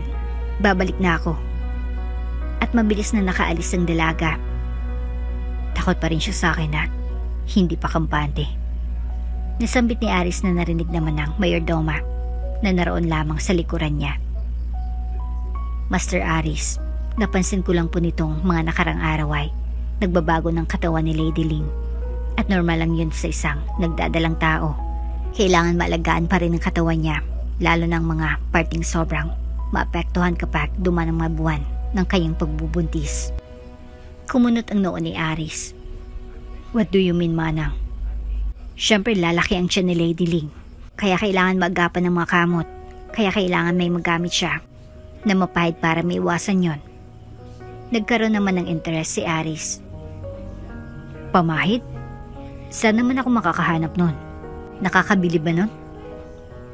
May dinukot sa kanyang bulsa ang mayordoma at inaabot kay Aris. Ito, Master. Sa probinsya lang namin meron yan. Tung nakarang linggo po ay umuwi ang pamangkin ko kaya nagpadala ako niyan para ibigay sa inyo at magamit nyo kay Lady Ling. Hindi lang kasi basta pinapahid yan. May mga teknik pa po. Hindi lang sa tiyan yung pinapahid pati na rin sa kilikili, hita at sa puwet. Tumangon ng marahan si Aris. Sige, ituro mo sa akin, Manang, at gagawin ko kay Leng. Sige po, Master. Samantala'y kakatapos lang ni Leng na maligo at kasalukuyang nagbe-blower ng buhok nang biglang pumasok si Aris. Oh, bakit ka naman nandito, Aris? Naiilang tuloy si Leng. I-apply ko sa'yo to. Nakangiting pinakita ni Aris ang ointment na galing kay Mayordoma. Para saan? Para hindi ka magkakamot. Diretsong tugon ni Aris. Ha? Kung para sa kamot yan, edi dapat sa tiyan ko ipapahid, tama? Yes. Ngumisi si Lengat dahil kailangan niya talaga yon.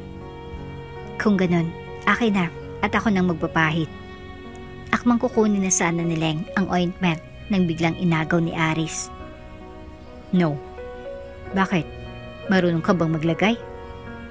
Kumunot naman ang noo ni Leng. Ipapahid lang naman yan sa tiyan ha. Bakit? May iba pa bang klaseng pagpapahid? Oo naman. Tsaka hindi lang naman yan sa tiyan mo to ilalagay.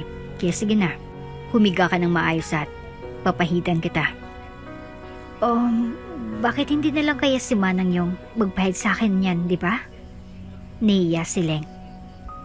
Hindi na tumugon si Aris at naghalukik-pip na lamang ng braso. Napairap naman si Leng at napakagatlabi na lamang. Wala siyang nagawa kung hindi ang mahiga at ilabas ang kanyang tiyan. Pero bago magsimula si Aris ay may kinuha itong maliit na palanggana na may lamang tubig. May maliit din siyang towel na hawak. Binasayo ni Aris at pinahid sa tiyan ni Leng. Napatitig naman si Leng sa gwapong mukha ni Aris na tila nahulog na siya sa isang mahika. Bakit parang laki ng pagbabago niya?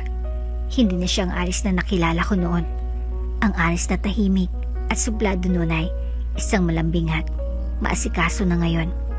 Boss siya pero pinaparamdam niya sa akin ngayon na ordinaryong tao lamang siya na pinagsisilbihan ang isang tulad ko. Sisip-isip ni Leng habang nakatitig kay Aris. Saglit pa ay nagsimula na si Aris na punasan ang tiyan ni Leng ng basang towel. Pagkatapos ay inaplayan na ng oil ang makinis niyang tiyan. Namumula si Leng sa hiya. Maya-maya pa ay nagsilita na muli si Aris. Sige, maghubad ka na. Nanlaki ang mga mata ni Leng. Ano? Bakit ako maghubad? Napabangon tuloy ng bahagya si Leng sa gulat. Bukod sa tiyan mo, kailangan ko ding pahidan ng masingit mo, kilikili at puwet. Seryosong tugon ni Aris. Napabalot ng kumot si Leng sa katawan. Ha? Puwet? Hindi. Malay ko ba kung gusto mo lang manghipo? Huminga ng malalim si Aris. Sa mga parte lang na binanggit ko, i-apply ang oiling. Wala nang iba pang parte. Umiling-iling si Leng. Kaya ko ng sarili ko kung ipipilit mo yung gusto mo. Hayaan mo nang magkakamot ako, no? Wala na akong pakialam. Nagbuntong hininga muli si Aris. O sige, basta gawin mo lang din yung ginawa ko kanina na magpunas ka muna ng malinis na tubig bago mo i-apply ang oil, okay? Tumango-tango si Leng at nagpaalam na si Aris. Niiwan tuloy na napapaisip si Leng. Iba na to, Leng. Hindi kaya gusto ako ni Aris? Sisip-isip ni Leng na tila nagpapantasya. Saglit pa ay umiling-iling si Leng at sinubukang alisin sa isip niya ang mga hinuhang yon para kay Aris. Hindi, imposibleng mangyari yon. Sino ba naman ako? Sambit pa rin ni Leng at kinakausap ang sarili. Bumaba na si Leng ng kama para magsimula na sana magpahid ng ointment nang biglang nag-text sa kanya si Ray. Mag-open ka ng Facebook ngayon na. Nanginginig na binuksan ni Leng ang kanyang Facebook at nanlalambot na binasang mga hindi magagandang comment sa litratong nakapost. Siyang nasa litrato at si Aris nakatalikod habang magkayakap silang dalawa. Nakasad sa post ng isang anonymous person ang tungkol sa pagdadalang tao ni Leng na di umano ang amay isang matandang mayaman. Hindi na napigilan ni Leng ang mapaiyak na paatras siya sa may lamiseta at hindi sinasadyang nasagi ni Leng ang face na naroon. Narinig naman yun ni Aris at agad na nagtungo sa silid ni Leng. Anong nangyari? Pag-aalala ni Aris. Hindi nagsalita si Leng at patuloy na umiiyak. Anong problema? Bakit ka na naman umiiyak? Please tell me, Leng. Ngunit nanatiling tikom si Leng at hindi pa din sinasabi kay Aris ang kanyang problema. Ilang saglit pa ay may tumawag muli kay Leng. Sa pagkakataong ito ay si Susan ang tumatawag. Excuse me, Aris. Nagtungo silang sa banyo upang hindi marinig ni Aris ang pag-uusap nila ng ina. Pagsagot pa lamang nila ng tawag ay nagbubunganga na si Susan. Wala pa rin pagbabago. Hoy babae, hindi ba nung una pa lang sinabi ko sa'yo na huwag kang mag-aaral? Pero sinuway mo ako. Lumayas ka dito sa bahay at itinuloy pa rin yung kagagahan mo. Ano? Nasa'yo pa ba yung pera? Akin na. Dapat nun palang ibinigay mo sa akin yan. Napakadamot mo. Sa halip ng mga kapatid mong gumagamit yan, sinarili mo. Mag-aaral ka? Ano ba mapapala mo dyan? Nagsisisi ako kung bakit pa kita ipinanganak. Wala kang utang na loob. Galit na sambit ni Susan. Sa sobrang lakas ng boses ay naririnig lahat ni Aris ang mga masasakin na salita nito para kay Leng. Oo ma, walang kwenta sa iyong pag-aaral at makatapos. Pero bakit sila kuya walang trabaho hanggang ngayon? Tambay at walang mga silbi. Bakit? Kasi hindi sila nag-aral. Ayaw ko matulad sa kanila. Aba, at ang lakas na talaga ng loob mo na mga tuwiran sa akin ng ganyan. Sutil kang bata ka. Pasalamat ka na lang at pinag-aral kita kahit sa high school. Napipiko na si Aris sa kanyang mga naririnig na sinasabi ni Susan sa kabilang linya. Galing-ngali na si Aris na buksan ang pinto upang makialam na sana. Ngunit pinigilan niya ang kanyang sarili at nagtimpi. Huminga ng malalim si Leng. Ano po bang sadya niyo, Mama? Wala na pa akong pera para malaman niyo. Umiiyak na si Leng. Ano? Magbubunganga pa sana si Susan nang biglang binabanan ni Leng ang phone. Galit na galit si Susan at nag-isip ng paraan para makita si Leng at mahututan ng pera. Paglabas naman ni Leng ng banyo ay naroon si Aris sa loob at nakaabang. Nagulat tuloy si Leng. Akala ko wala ka na dito. Mother mo bang kausap mo? Hindi nagsasalita si Leng. Nangangamba siya na baka ma-turn off sa kanya si Aris kapag nalaman nito kung anong klaseng pamilya meron siya. Pero hindi naman alam ni Leng na alam na rin naman ni Aris ang family background niya kahit si Doña Marieta. Hinawakan ni Aris ang dalawang braso ni Leng. Huwag kang mag-alala, Leng. Tutulungan kita. Sabihin mo lang. Tumitig si Leng sa mga mata ni Aris. Totoo ba? Nagulat na lamang si Leng dahil hinaplos ni Aris ang kanyang dalawang pisngi at hinalikan siya sa noo ng binata. Tila nagula ang mga paru-paro sa kanyang sikmura. Lumutang si Leng na tila nasa langit. Maya-maya pa ay tumawag muli ang bruhang si Susan. Hindi naman matiis ni Leng na hindi sagutin. Kaya naman nagpunta siyang muli sa banyo. Ma, hoy babaeng walang utang na loob. Akala mo ba matatakbuhan mo ako? Ganun-ganun na lang ba talaga sa'yo lahat? Magpadala ka ng pera.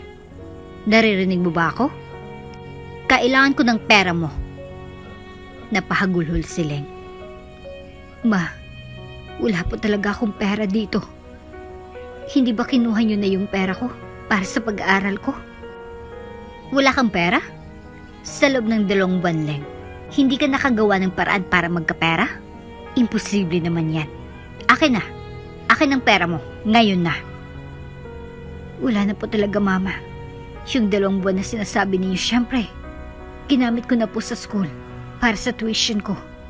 Kaya, sa maniwala ka man po o sa hindi, wala na po talaga akong pera, Mama. Humihikbing sambit ni Leng. Napakawalang kwenta mo talagang anak. Sa sobrang sama ng loob ni Leng ay blinak na lamang niya ang ina sa lahat ng contacts niya. Nais ni Leng ng peace of mind. Gusto niya ng katahimikan. Ngunit ang pag-aakalang katahimikan sa pag-block niya si inay, kabaliktaran ng plano ni Susan. Nagpunta ito sa school ni Leng dahil akala niya ay doon pa rin nagdodorm ang anak. Padaan mo nga ako at anak kong nag-aaral dyan. Pilit na nakikipagtalo si Susan sa gwardiya. Hindi po kayo maaari dito, ma'am. At hindi naman po araw ng pagbisita. At wala naman po kayong sulat na makapagpapatunay na nanay kayo ng estudyante dito. Pasensya na ho. Wala akong pakialam sa mga sinasabi mo. Basta papasukin mo ako. Nagpupumilit pa rin si Susan. Maya-maya pa ay dumating si Sam at nakita si Susan na nagwawala sa harapan ng gate. Excuse me po. Sino pong hanap niyo? Ina ko ni Ling Reyes. Nasaan na ba yung batang yan? Kilala mo ba siya? Ngumisi si Sam. Mag-ina nga, parang bastos kausap. Sa isip-isip ni Sam at mabilis ding nakaisip ng paraan para mapasama na naman ang kawawang sileng. Hindi niyo po ba alam kung anong nangyari sa anak niyo? Hindi niyo po ba alam na buntis siya? Nanlaki ang mga mata ni Susan. Buntis? Anong sinasabi mo? Sinong nakabuntis sa kanya? Halos magdadalawang buwan na pong nag-drop sa subjects niya si Leng dahil sa pagbubuntis niya. Ang sarap nga po ng buhay niya kasi isang mayamang matanda ang sumusuporta sa kanya. Nakahalukip-kip ang dalawang braso ni Sam habang nagkukwento ng sala kay Susan. Ngumisi naman bigla si Susan nang malamang nasa mayamang matandang anak na si Ling. Kung ganon, ang ibig sabihin ba nito? Ang matandang mayaman ng amang pinagbubuntis ni Leng? Tumangutango si Sam. Tumalikod na si Susan at nagmadaling maghanap ng public telephone upang matawagan personal ang number ni Leng. Kasalukuyang nagpapahinga ang kawawang dalaga nang tumunog ang kanyang cellphone. Sinagot naman kaagad yun ni Leng dahil hindi naman niya kilala ang nakarehistrong number. Hello? Hello, magaling kong anak na. Blindak ako para hindi ko na matawagan. Anong akala mo? Hindi ko malalaman ang pinaggagawa mo sa buhay mo? Buntis ka pala. At ang amay isang matandang mayaman. Tapos sasabihin mo, wala kang pera? Nagulantang si Leng dahil nalaman na ng kanyang ina ang tungkol sa kanyang sitwasyon. Ano sabi niyo? Hoy Leng, huwag ka nang magmaang-maangan pa. Hindi mo na ako maloloko pa. Nanggaling ako sa school niyo at kausap kong isang kaklase mo doon. At sinabi niya sa akin lahat-lahat. Ngayon, kung ayaw mo ng iskandalo at malaman ng buong mundo ang pagbubuntis mo, padalan mo ako ng pera. Ora mismo. Bakit ba kailangan niyo akong pilitin, Mama? Ikaw nagpipilit na gawin ko ito sa'yo. Kung una palang binigyan mo na ako ng pera, edi sana, hindi ganito. Sa tingin ko okay lang din naman sa'yo na ipagkalat ko ang sitwasyon mo eh.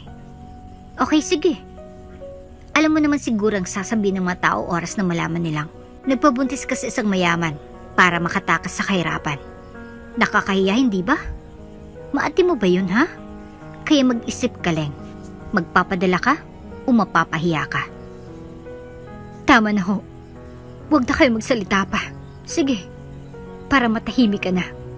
Padadalhan kita ng pera.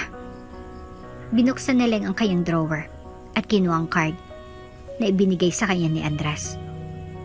Kailanman ay hindi ko ginamit ang card na ito. Pero ngayon, kailangan kong gamitin para sa sarili kong dignidad. Ay matakpan lang ang bibig ni Mama. Gold digger na ba ako nito? Si isip-isip ni Leng habang patuloy na umiiyak. Magkano bang gusto mo? Pwede na bang 20,000? 20,000? Iniinsulto mo ba ako? Sa yamang tinatamasa mo ngayon, hindi ka ba nakokonsensya? Napadalhan ako ng 20,000 lang? Napapailing na lamang si Leng at patuloy na umiiyak. Magkano bang kailangan mo? 1,000,000. Magpadala ka ng 1,000,000 ngayon na. Bakit naman 1,000,000? Sumusobra na kayo, Mama. Saan naman nakukuha ng ganong kalaking pera? Nanggigigil na si Leng sa galit. Ngunit wala siyang magawa kundi ang umiyak. Wala akong pakialam. Bibigyan kita ng 1 araw.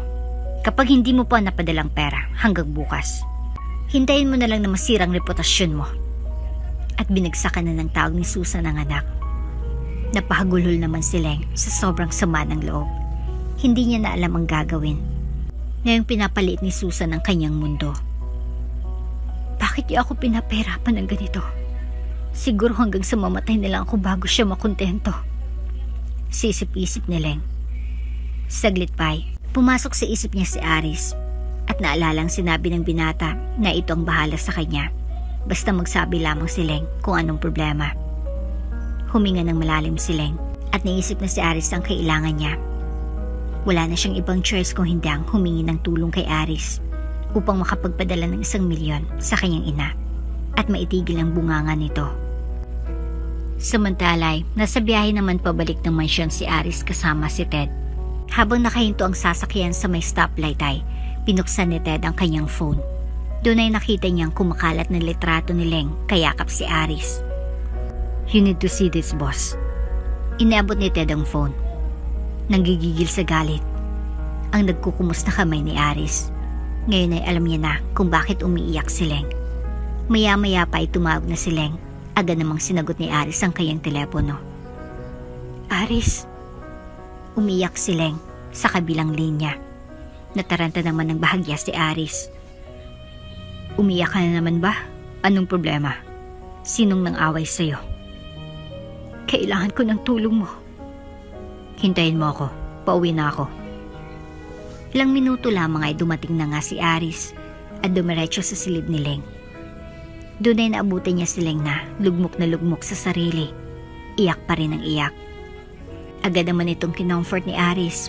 Niyakap niya si Leng at pinaramdam niya sa dalaga na hindi ito nag-iisa. Yakap na mahigpit na halos hindi na makahinga si Leng. "Sandali, hindi na ako makahinga." Niluwagan naman ni Aris ang yakap kay Leng at hinawakan ang pisngin nito. "Sabihin mo, bakit ka umiiyak? Sino nang away sa'yo? Huwag ka nang maglihim, please." Mata sa matang nakatitig si Aris kay Leng. Nang biglang siniil ng halik ni Aris ang dalaga, nagulat naman si Leng at naitulak si Aris. "Anong ginagawa mo?" "Kung hindi mo sasabihin, halikan kita ulit." Kinabahan si Leng. "Sandali lang. Ikaw ba talaga yan, ha?" "Kung hindi ako, sino pa ba? Meron pa bang iba?" Seryoso si Aris ngunit sinasakyan lamang si Leng.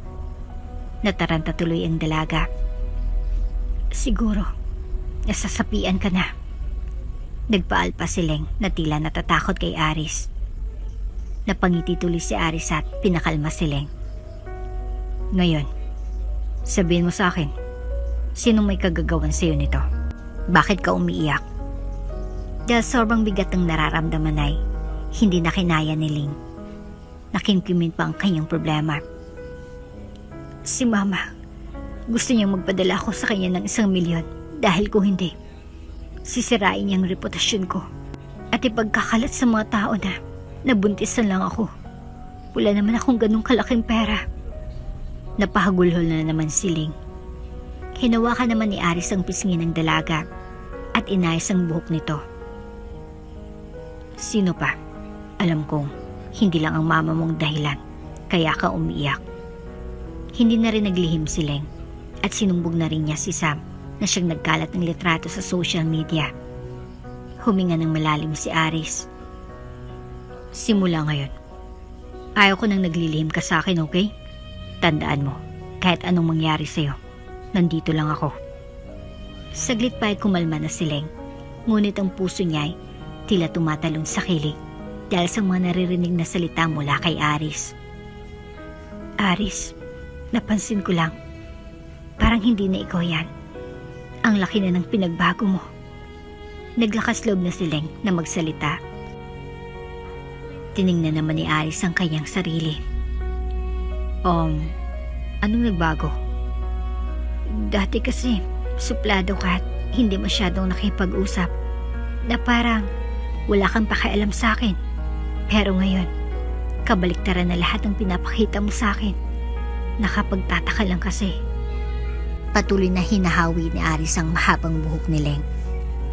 "Yun ay dahil sa'yo, kaya nagbago ako." "Anong ako? Bakit ako?" "Dahil gusto ko nang tutuhanin ito. Gusto na kitang maging tunay na Mrs. De La Cruz." Napayuko si Leng Bakit? May problema ba? Muling tumitig si Leng kay Aris. Gusto mo yung gawin kasi dinadala kong anak mo. Hindi mo naman kailangan gawin yan, Aris. May babaeng nararapat para sa'yo. Siyang taong nababagay sa'yo. Hinawakan ni Aris ang dalawang braso ni Leng. Wala nang iba pa. Sa puso ko, alam kong ikaw lang, Leng. At ang posisyon bilang Mrs. de la Cruz ay walang iba. Kung hindi para sa'yo lang. At ikaw lang nararapat doon. Pero, hindi ako nararapat para sa'yo. Maging ano ka man, ako ang magdedesisyon para sa sarili ko. Maniwala ka lang sa mga sinasabi ko. Huwag kang mag-alala. Hindi ko hayaang umiyak kang muli dahil sa mga taong nagpapasakit sa'yo. Hindi kita pababayaan. Palagi kang nasa tabi ko. Isinandal ni Aris ang ulo ni Leng sa tapat ng kanyang dibdib. At sa wakas ay, nakaramdam si Leng ng kapanatagan sa kanyang puso. Gaya ng sinabi ni Aris ay, hindi nga niya hinayaang pang ipagpatuloy pa ni Sam ang ginagawang paninira kay Leng. Binigyan niya ito ng leksyon. Pinadakip ni Aris si Sam at dinala sa isang madilim at abandonadong lugar. May tao ba siyan? Anong kailangan mo sa akin? Umiiyak na sigaw ni Sam na tanging siya lamang ang nakakarinig. Saglit pa ay, dumating ng isang nakaitim na lalaki bitbit si Susan na nakagapos na din. Gaya ni Samay, nagwawala din ito. Mga walang hiya kayo. Mananagot kayo sa batas. Galit na sambit ni Susan. Samantalay, nasa biyahe na sina Aris at Leng. Saan ba tayo pupunta? Hindi na matiis ni Leng na hindi magtanong. Sa mga taong nanakit sa'yo at nagpapahirap ng kalooban mo. Natigilan naman si Leng. Hindi man niya alam kung paano harapin ang dalaway. Handa na siya para ipagtanggol naman niya ang kanyang sarili. Pagdating nila sa abandonadong lugar ay rinig na rinig ni Leng ang pagmamakaawa ni Sam at Susan dahil pinapahirapan pala ang dalawa ng matauhan ni Aris. Nang makita ni Susan si Leng ay mas lalo itong nagalit at sininghalan ng dalaga. Ikaw, walang hiya ka talaga. Wala kang puso. Pakawalan mo ako dito. Huwag mo akong subukan. Kung alam ko lang nalalaki ka lang ding walang hiya, sana noon pa lang ibinalik na kita sa pinanggalingan mo. Nabiglang sambit ni Susan. Natigilan si Susan sa kanyang sinabi at maging si Leng ay nagulat sa nadulas. Nakatotohanang nabanggit nito. Lumapit si Leng ng bahagya kay Susan. Anong ibig niyong sabihin? Nangingilid ang maluha sa mga mata ni Leng. Ano pa ba sa tingin mong ibig sabihin ng mga sinabi ko? Sana matagal na kitang itinapon kung ganitong klase lamang igaganti mo. Pagkatapos kitang palakihin, pakainin at alagaan. Kung ganun, hindi mo pala ako tunay na anak sa buong buhay ko. Kaya pala ni minsan, hindi ba ako minahal? Napaka-arte mo. Huwag kang nga magdrama dyan. Tama na. Ang akala ko pa naman, pagpunta namin dito ay magiging maamo kayong tupa. Pero hindi pala. At sa tingin ko ay, hindi pa sapat ang parusa na ginagawa ng matauhan ko sa inyo. Kaya sige, walang uuwi at mananatili kayong dalawa hanggang sa matuto kayo. Biglang lumod si Sam at iyak ng iyak.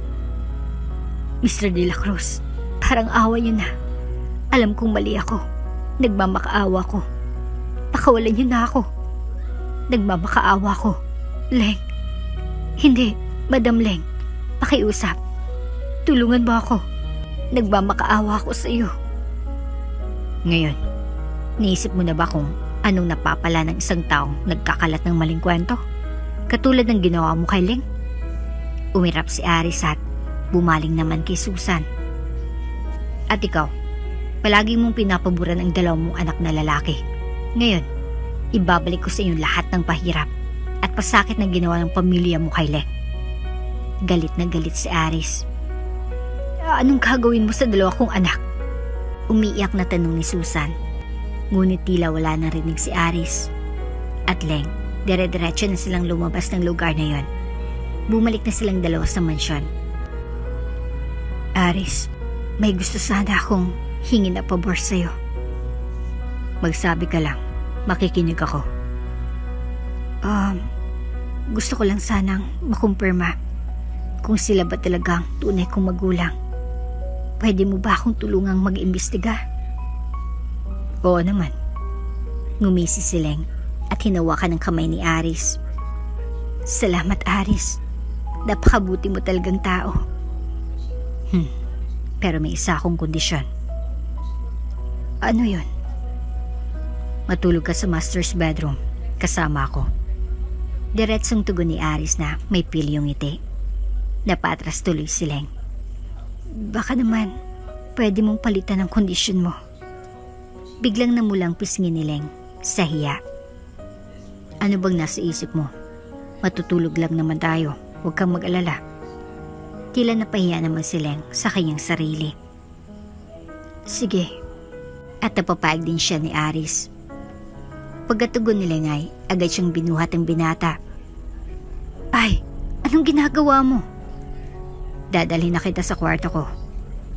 Hinayaan na lamang ni Leng na kargahin siya ni Aris dahil feel niya ang mabisig nito na may ingat siyang hawak. At gaya ng sinabi ni Aris ay natulog lamang silang dalawa ng gabing yon. Kinabukasan ay nagising na lamang si Leng na wala na siyang katabi sa higaan. Bumangon na si Leng at lumingaling na sa buong silid ni Aris. Saglit pa ay nagprepare na siya para bumaba ng salas. At pagbaba niya ay naroon si Doña Marieta. Hello po. Bati ni Leng. Hi, gising ka na pala. Halika, Iha. Lumapit naman si Leng at paglapit niya ay hinawakan ng Doña ang kanyang kamay. Iha, umalis lamang saglit si Aris dahil may asikasuin lamang daw siyang importante. Ngumiti naman si Leng. Hindi ko naman po siya hinahanap. Hihi. Napapakamot sa ulong tugon niya. Huwag kang mag-alala at babalik din siya agad. Naboboring ka na ba, Iha? Kaya ako narito dahil may dala akong mga bagay na pwede nating gamitin para malibang ka naman. Alam kong magugustuhan mo ito. At binigyan ng libangan ni Doña Marieta si Leng hanggang sa nakabalik na si Aris ng mansyon. May dalawang balita si Aris, isang maganda at isang masamang balita. Magandang balita para kay Leng, na malamang hindi niya tunay ng mga magulang si Susan at ang asawa nito. Ngunit ang masamang balita ay ang malamang wala na rin tunay ng mga magulang ni Leng na nasawi sa isang car accident. Labis na nasaktan si Leng, ngunit dahil sa tulong ni Aris ay nakamove on din ng dalaga. Makalipas ang ilan pang mga buwan ay naipanganak na ni Leng ang isang malusog na batang babae. Pagkatapos ng halos isang taon na recovery ay bumalik na sa kanyang pag-aaral si Leng at nagpatuloy sa kanyang buhay kasama si Aris at ng baby nila. Ang buhay ni Leng ay nagpapatunay lamang na ang buhay ng tao ay parang gulong. Kung noon ay nasa ilalim siya, ngayon naman ay nasa ibabaw na. Hindi man naging magandang makaranasan ni Leng, ay pinagtibay naman siya ng mga pagsubok na dumating sa kanyang buhay. Isang pagsubok na naging daan upang makilala niya si Aris at matagpuan ang tunay na kaligayahan. At dito na nga po nagtatapos ang ating kwento. Hanggang sa muli. Kung bago ka pa lang sa channel neto, ibang kwento ni Ate Jane, istorya mo, ikwento ko. Huwag kalimutang pindutin ang notification bell at subscribe button.